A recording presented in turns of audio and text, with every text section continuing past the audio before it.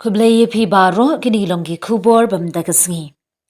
Umentri rangba ka Jylla konrad ki sangma ne ka sing tho ding ola pelat bat ba ek chief minister solar mission bat pinna ba ka sarkar kan Kynshew Haduh shispa Klur tingka shisnam ban pentri kam ya ka mission hapo ka Jylla.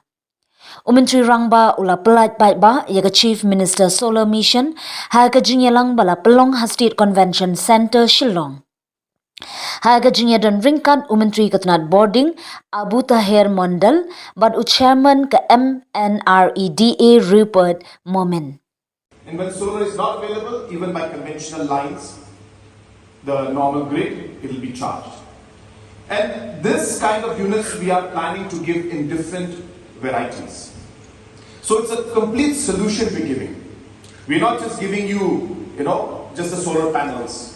No, we are giving you a full solution which will be installed by us, which will be maintained by us, and which will also be to a large extent financed by us. And we intend to give you units which will range from 0.5 kVA for individual households, small ones, going up to 1 kVA, 3 kVA, 5 kVA, and for larger units of 10 kV, 25 kV, and even up to 40 kV. And hence, larger institutes, colleges, schools, hospitals, all of these organizations can then use the larger and the bigger units. And the smaller houses can use the 0.5, 1 or 3 kV.